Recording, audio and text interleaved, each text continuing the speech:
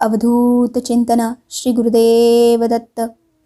श्री गुरुचरित्रामृतातील अध्याय 4 त्रैमूर्ती श्री दत्तात्रेय अवतार कथा. ओम श्री गणेशाय नमः. श्री सरस्वते नमः. श्री गुरुभ्यो नमः. श्री कुलदैवताय नमः. तर श्रोते हो, त्रैमूर्ती श्री दत्तात्रेयांचा अवतार कसा झाला ते मला सविस्तर सांगा, असे नामधारकाने विचारले असता सिद्धयोगी म्हणाले, नामधारका, तू फार चांगला प्रश्न विचारला आहेस. तू प्रश्न विचारल्यामुळे मला ती कथा पूर्ण आठवत आहे. प्रथम मी तुला अत्री ऋषी कोण होते ते सांगतो. सृष्टी निर्माण करण्यापूर्वी सर्व जलमय होते. त्यात हिरण्यगर्भ झाले. तेच रजोगुणापासून निर्माण झालेले ब्रह्म, त्यालाच ब्रह्मांड म्हणतात. मग त्याचे 2 तुकडे झाले व तेथे वरती आकाश, खाली भूमी असे 2 भाग झाले. ब्रह्माने तेथे 14 भुवने निर्माण केली. 10 दिशा, मन, बुद्धी, वाणी आणि कामक्रोधादी षडविकार उत्पन्न झाले. मग सृष्टीची विस्तृत रचना करण्यासाठी मरीची, अत्री, अंगिरस, पुलस्त्य, कृतू आणि वसिष्ठ असे 7 मानसपुत्र निर्माण केले. त्या सप्तर्षींपैकी अत्रींची पत्नी अनसूया ही श्रेष्ठ पतिव्रता होती. साक्षात जगदंबाच होती. तिच्या लावण्य रूपाचे वर्णन करता येणार नाही. थोर पतिव्रता असलेल्या तिची पतिसेवा पाहून ही स्वर्गाचे ऐश्वर घेईल की काय अशी सर्व देवांना भीती वाटू लागली. मग इंद्रादी सर्व देव ब्रह्मा, विष्णू, महेश या त्रिदेवांना भेटले. त्यांनी अत्री अनसूया यांची सगळी हकीकत सांगितली. इंद्र म्हणाला, महातपस्वी अत्रींची पत्नी अनसूया असामान्य पतिव्रता आहे. ती काया, वाचा, मनाने अतिथींची पूजा करते. ती कुणालाही बिनमुख करीत नाही. तिचे अलौकिक आचरण पाहून सूर्यसुद्धा तिला घाबरतो. तिला उन्हाचा त्रास होऊ नये म्हणून तो मंद मंद तापतो. तिच्यासाठी अग्नी थंड शीतल होतो. वारासुद्धा भीतीने मंद मंद वाहतो.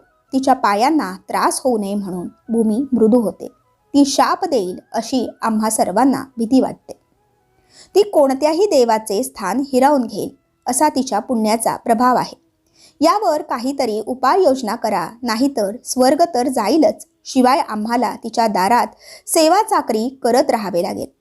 देवांचे गाराणे ऐकताच ब्रह्मा, विष्णू, महेश भयंकर रागावले आणि म्हणाले, चला आत्ताच आपण तिच्याकडे जाऊ. तिच्या पतिव्रत्याचा भंग करून तिला पृथ्वीवर ठेवू, नाहीतर यमलोकाला पाठवू. असे बोलून त्यांनी सर्व देवांना निश्चिंत राहण्यास सांगितले. मग सती अनसूयेचे सत्व पाहण्यासाठी ब्रह्मा, विष्णू, महेश यांनी भिक्षुकाचा वेश धारण केला. मग ते 3घे जण अत्री ऋषींच्या आश्रमात आले.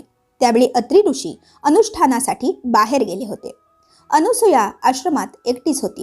ते अनसूयेला हाक मारून म्हणाले, माई, आम्ही ब्राह्मण अतिथी म्हणून आलो आहोत. आम्हाला अतिशय भूक लागली आहे. आम्हाला भिक्षा वाढ. तुमच्या आश्रमात सदा संतपर्ण चालू असते. अतिथी अभ्यांगतांना येथे इच्छा भोजन दिले जाते असे आम्ही ऐकले आहे. म्हणून आम्ही मोठ्या आशेने आलो आहोत. आम्हाला लवकर भोजन दे, नाहीतर आम्ही परत जातो. 3 भिक्षेकरी आपल्या दारात आलेले पाहून अनसूयेला आनंद झाला. तिने त्यांचे स्वागत करून त्यांचे पाय धुतले, बसावयास दिले. त्यांना अर्घ्यपाद्य देऊन गंधाक्षत पुष्पांनी त्यांची पूजा केली. मग हात जोडून म्हणाली, आपण स्नान करून या, तोपर्यंत पाने वाढते. तेव्हा ते भिक्षुक म्हणाले, आम्ही स्नान करूनच आलो आहोत. आम्हाला लवकर भोजन दे. ठीक आहे असे म्हणून अनसूयेने त्यांना बसावयास पाट दिले, पाने मांडली व अन्न वाढावयास सुरुवात केली. तेव्हा ते भिक्षुक म्हणाले, माई, आम्हाला असे भोजन नको. आम्हाला इच्छा भोजन हवे आहे. तुझ्या सौंदर्याची कीर्ती आम्ही ऐकली आहे. तुझे विवस्त्र सौंदर्य पाहावे अशी आमची इच्छा आहे. म्हणून अंगावर वस्त्र न ठेवत आम्हाला भोजन वाढ, नाहीतर आम्ही परत जातो. त्या भिक्षुकांचे हे शब्द ऐकून अनसूया आश्चर्यचकित झाली. ती परमज्ञानी सती साध्वी होती. तिने ओळखले, हे कोणी साधे भिक्षुक नाहीत. आपली परीक्षा पाहण्यासाठी हे देवच आले आहेत. नाहीतर अशी विचित्र मागणी कोण कशाला करील. आता हे परत गेले तर पतीच्या आज्ञेचा भंग होईल. विवस्त्र होऊन भोजन वाढले तर पतिव्रतेचे धर्म मोडेल. माझे मन निर्मळ आहे. पतीचे तपोबळच मला या संकटातून तारून नेईल. असा विचार करून अनसूया त्या भिक्षूंना तथास्तु असे म्हणत आत गेली. तिने आपल्या पतीचे स्मरण केले, पतीची मनात पूजा केली. मग तीर्थाचे भांडे बाहेर घेऊन आली.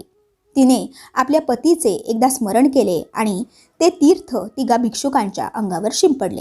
आणि काय आश्चर्य, त्याच क्षणी त्या 3 भिक्षुकांची 3 तेजस्वी सुंदर बाळे बनली. मग स्वतःला सावरून ती त्या बाळांना मांडीवर घेऊन थोपटू लागली, अंगाई गीते गाऊ लागली. ती बाळे भुकेने व्याकुळ होऊन रडत होती. त्यांना आता अन्नाची क्षुधा नव्हती. त्यांना हवे होते ते आईचे दूध. त्याचवेळी अनसूयेला वात्सल्याने पाना फुटला. तिने एकेका बाळाला स्तनपान देऊन शांत केले. मग तिने त्या बाळांना पाळण्यात ठेवून झोपविले. अवघ्या विश्वाची उत्पत्ती, स्थिती व लय करणारे ब्रह्मा विष्णू महेश हे त्रिदेव अनसूयेच्या तपोबलाने तिची बाळे झाली. तिच्या स्तनपानाने त्यांची भूक शमली. दुपारी अत्री ऋषी अनुष्ठान संपवून आश्रमात परत आले. पाळण्यातील 3 बालकांना पाहून त्यांना आश्चर्य झाले. अनसूयेने त्यांना सगळी हकीकत सांगितली. ही 3 बाळे म्हणजे ब्रह्मा विष्णू महेश हे त्रिमूर्ती आहेत हे अत्री ऋषीने अंतर्ज्ञानाने ओळखले. तेव्हा ब्रह्मा विष्णू महेश अत्री ऋषींपुढे प्रकट झाले आणि वर माग असे ते अत्रींना म्हणाले. तेव्हा ते अनसूयेला म्हणाले, त्रिमूर्ती आपल्यावर प्रसन्न झाले आहेत. इच्छा असेल तो वर मागून घे. तेव्हा अनसूया हात जोडून म्हणाली, नाथ, हे 3 देव तुमच्या तपश्चर्येने प्रसन्न होऊन येथे आले आहेत. तुम्ही त्यांच्याकडून पुत्र मागून घ्या. अत्री म्हणाले, हे देवश्रेष्ठांनो, तुम्ही बालरूपाने आमच्या घरात आलात तर पुत्ररूपाने येथेच राहा. तेव्हा तथास्तु म्हणून 3 देव स्वस्थानी गेले. मग ब्रह्मदेव चंद्र झाला, श्री विष्णू दत्त झाला आणि महेश दुर्वास झाला. काही दिवसांनी चंद्र व दुर्वास मातेला म्हणाले, आम्ही दोघे तपाला जातो. 3रा दत्त येथेच राहील. तोच त्रिमूर्ती आहे असे समज. अनसूयेने अनुज्ञा दिली असता चंद्र व दुर्वास तप करण्यासाठी निघून गेले. त्रिमूर्ती दत्त मात्र आई वडिलांची देव करीत तेथेच राहिले. ब्रह्मदेव आणि शंकर यांनी आपापले दिव्य अंश दत्तांच्या ठिकाणी स्थापन केले. तेव्हापासून दत्त अत्री अनसूयेचा पुत्र श्री विष्णूचा अवतार असूनही त्रिमूर्ती दत्तात्रेय म्हणून एकत्वाने राहिला. अत्री म्हणून आत्रेय व अत्री अनसूयेला देवांनी तो दिला म्हणून दत्त. तो दत्तात्रेय महाप्रभू हाच गुरु परंपरेचे मूळ पीठ आहे. अशा प्रकारे सिद्धमुनींनी नामधारकाला दत्तजन्म अवताराची अद्भुत कथा सांगितली. ती श्रवण करून नामधारकाला अतिशय आनंद झाला. मग तो सिद्धमुनींना म्हणाला, श्री गुरुदत्तात्रेयांचे पुढे कोणकोणते अवतार झाले ते मला सविस्तर सांगा. सिद्धयोगींनी तथास्तु म्हटले. दत्तात्रेयांचा अवतार मार्गशीर्ष पौर्णिमेला झाला. या दिवशी दत्त जयंती असते. अशा रीतीने श्री गुरुचरित्रामृतातील त्रैमूर्ती म्हणजेच दत्तात्रेय अवतार कथा नावाचा अध्याय 4 इथेच समाप्त होतो. बोला अवधूत चिंतन श्री गुरुदेव दत्त.